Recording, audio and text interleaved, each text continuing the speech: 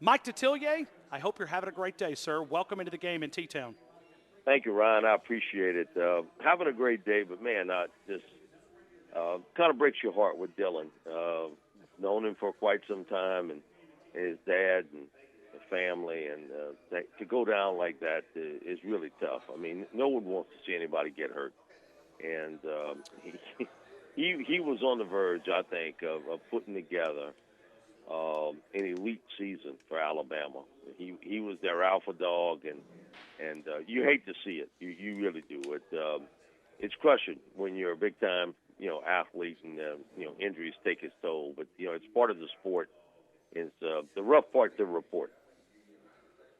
No, 100%. And, Mike, I want to introduce you to John Parker Wilson, former Alabama quarterback, played here in Tuscaloosa, had a chance to get this Nick Saban dynasty started here in T-Town. He's the color analyst. Mike, John Parker Wilson, my friend.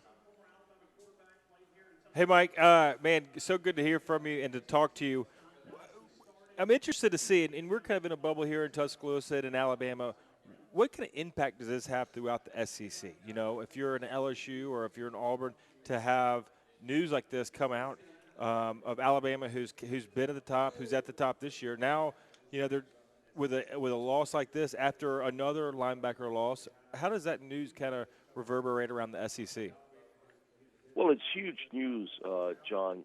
The thing with it is, I'll never forget after the first game last year, LSU loses Caleb Chason.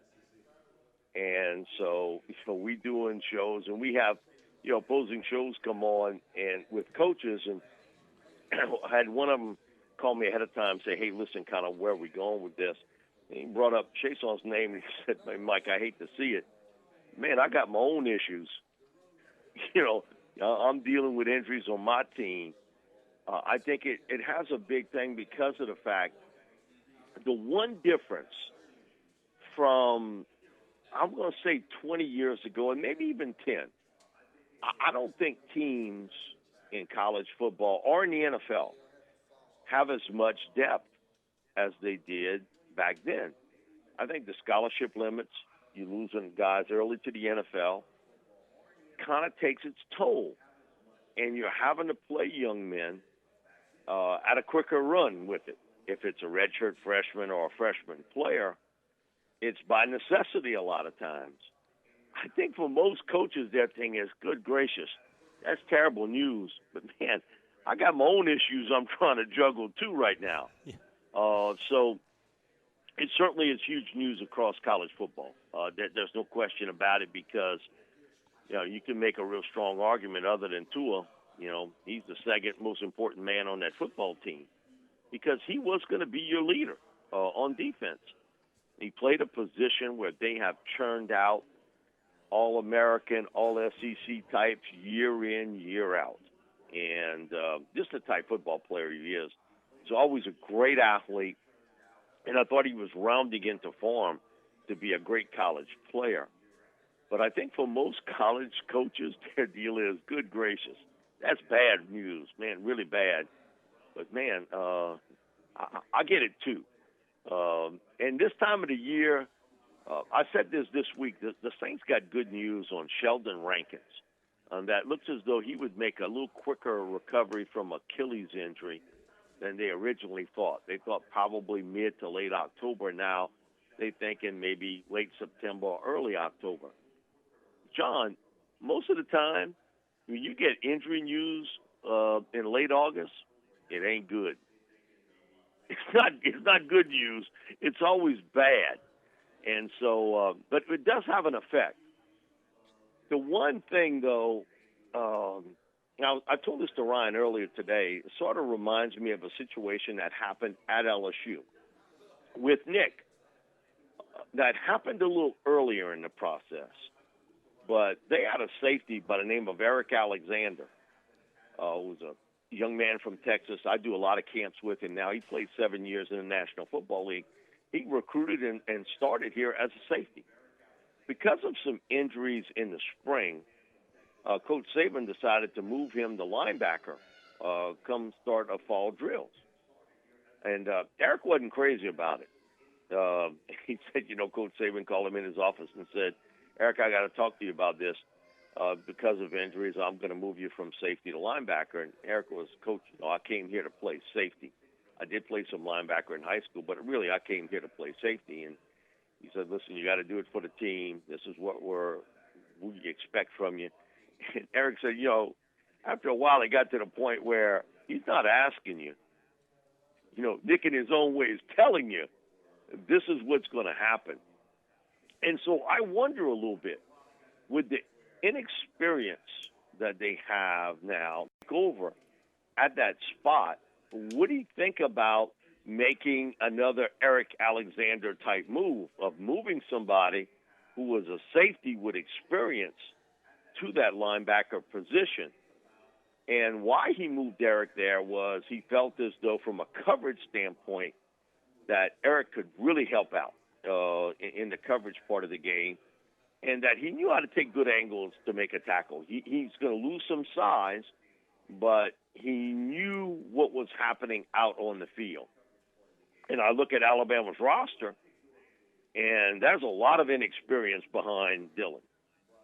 Do they make a move similar to what he did at LSU in moving a guy with some experience at safety to that position? Because but Mike, let me he did it before and it worked out. Mike, and I want to get a couple of different reactions here, okay?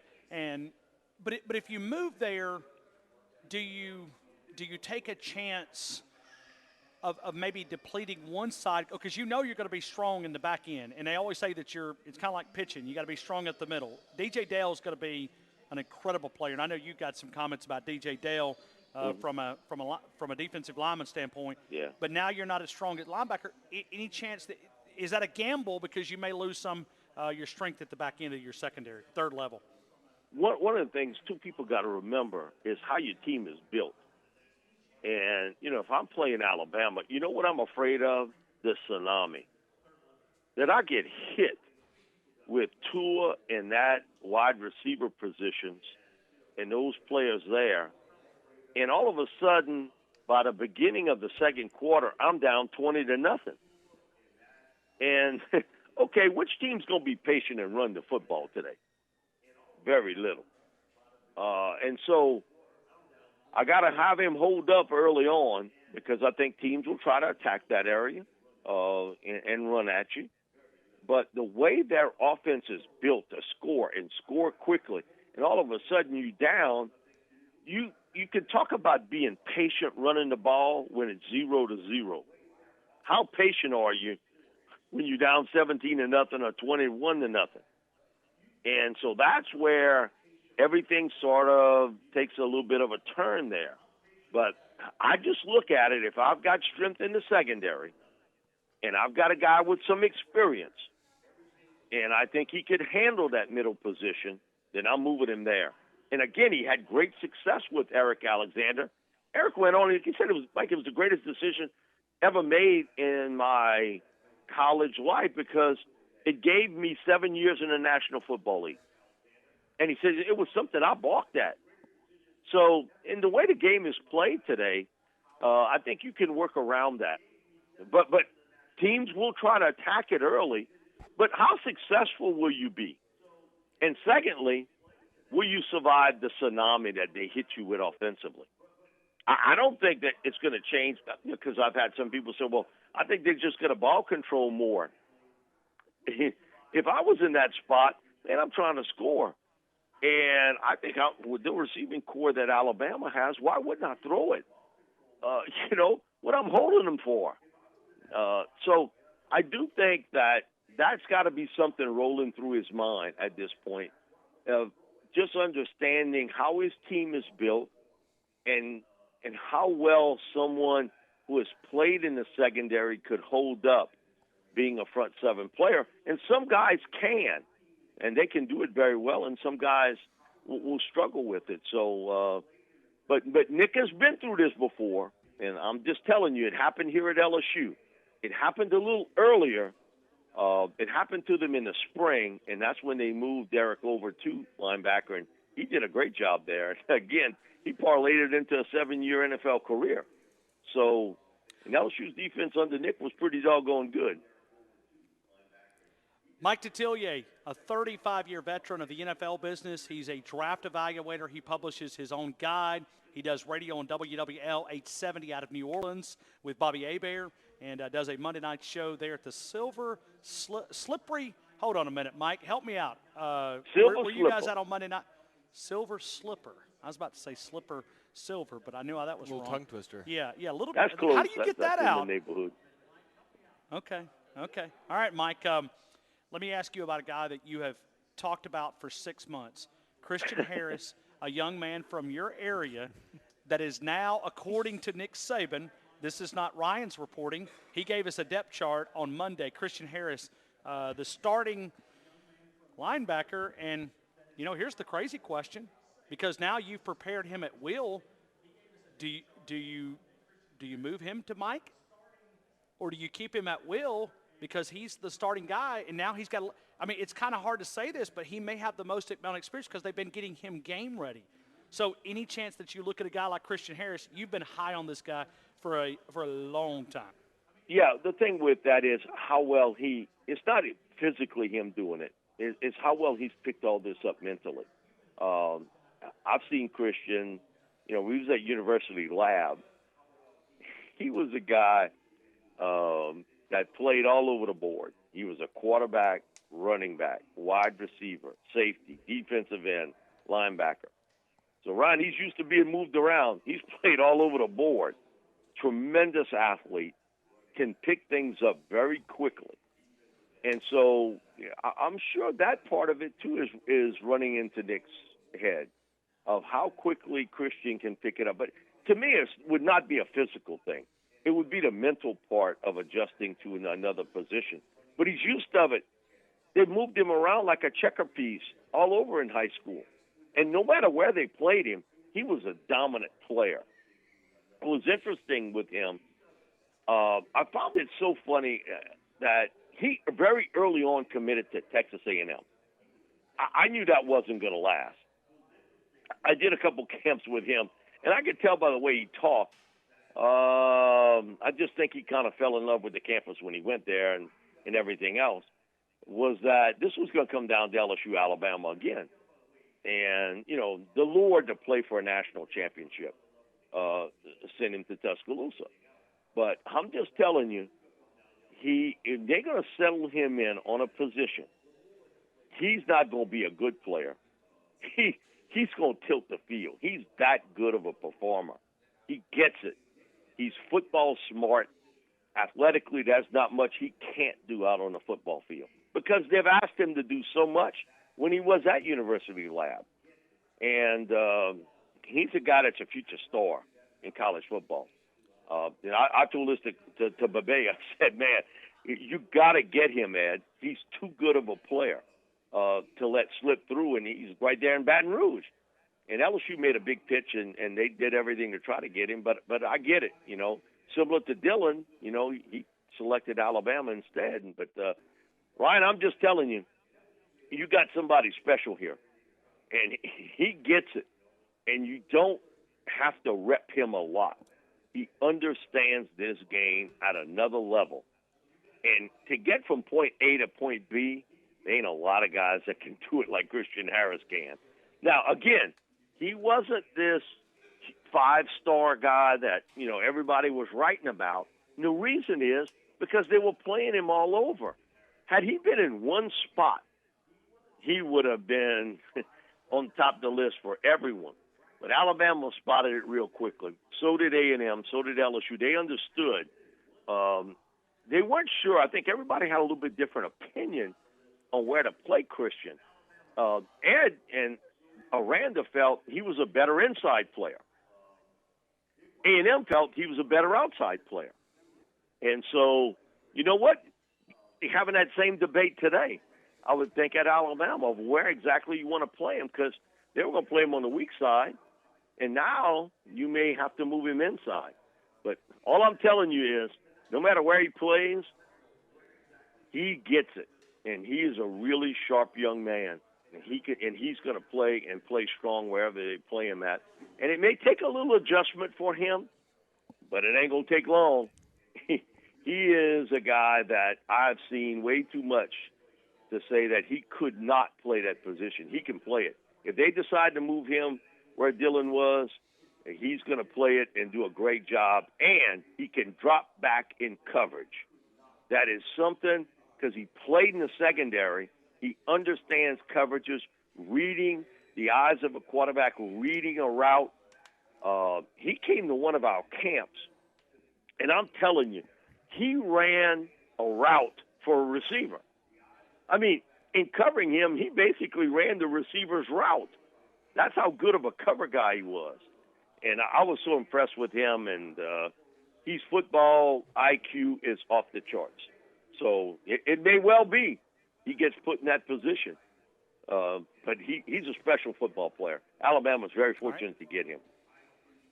You said a little bit that I'm interested in, because obviously the guy is pretty unselfish if he's going to go play all these different positions, because you could be a 5-star if probably he focused at one thing, but he was willing to play kickoff return and running back and everything else. Be an athlete like he is, and especially at linebacker position where at the end of the day it's about seeing the ball and going to make it a tackle. Do you think he has the intellect at such a young – and it's so hard for a true freshman to move over from Will position to the Mike position where, Dylan was going to be the signal caller and get everybody lined up. You've seen him more than anybody. Talk about that ability his football IQ to make the position change if needed. He's going to need a little bit of help there, only because it's all new to him too. And so, but they have a veteran secondary, and there should be people there that could help him with that early on. John, it won't take him long. I remember Devon White coming here, and I told Ryan this story. I'm interviewing Devon White the week before his freshman year, and Devon had been moved to linebacker, and he's telling me that he thinks he's going to play running back at LSU. They got Leonard Fournette, Darius Geis, and my thing is, I said, Devon, did you see the depth chart at running back? And he was like, yeah, but he said, I think I'm better than any of them. I was like, man, listen, you get on the field, you got to play linebacker. It took Devon a little while to fully understand the intricacies of playing the linebacker position, because he had been a running back and linebacker in high school. But it took a little while for him, the mental part of the game. And we talked about it right before like the week before he got drafted. I got a chance to talk to him. And he said that was the learning curve for him, understanding that this isn't all about, I'm going to beat you up physically. It's about getting around blocks, getting to the play. But he said also me translating what I know to the other guys. And I think about Christian. He's put in the exact same spot. Devon wasn't asked to be a starter in year one. He was their first guy off the bench. And that's a difference. But it took him a little while to mentally grab it, because physically, Devon, he's got what you want in the linebacker position. One, he had to convince himself, you ain't a running back anymore. With Christian, he understands he's a linebacker. So it's the swing over from weak side to the middle. So I think it would take him a few games to get it mentally. But, John, once he gets it, it's like teaching somebody math. Some people, they rep it. It's over and over and over again. They finally get it. With Harris, you ain't going to have to do a lot of reps with him. He's that smart. His football IQ is really, really strong. But do they give him that responsibility? Again, that's going to be the big question mark. And Nick would know it better than anybody. Can he handle it? But I think back to Eric Alexander, when Eric was playing safety and they moved him to linebacker, and he didn't have that experience, and he didn't have that particular deal of calling plays, and yet they gave him that responsibility, and he picked it up. He craved it. He wanted to be the leader. Once they convinced him, hey, this is your spot, then he wanted it. Hey, give me the mantle. I'm going to get it. I'm going to make mistakes. But Nick surrounded him with people that could help him in the mental part of the game and getting over it, because physically, Eric had it too. He knew how to play this game. But it was getting everybody else around him to understand the calls and him understanding what he had to do. Mike. And as a safety, it's a different angle to take to make a tackle than, say, playing in the middle. Just like moving somebody from weak side linebacker to the middle, LSU's going through this year with Mike Divinity, moving him from outside to inside and then back outside. I mean, they moved him all over. It's a different angle to get to a ball carrier. So there's going to be an adjustment, no matter who's there. If it's a safety to play middle linebacker or if it's a weak side linebacker to play inside, it's a little different angle. But Christian is Mike, mentally so sharp, he gets it. He's going to get it real fast. Mike, I'm about a mile away from my producer, and I just felt a shock that he had on me. You ever, I mean, because you're out on location every Monday night. So he's giving me that look all the way from about a mile away that I'm a little bit late for breaks. Mike, I always enjoy the encyclopedia of knowledge. I know John Parker Wilson and I were looking, and, man, the information that you're able to spit out, very few like you, Mike, and we love you in Tuscaloosa, man. Thank you so much, as always, for being a part of our show, and happy college football, my friend. We'll recap it next week. Thanks a lot, guys. Y'all take care.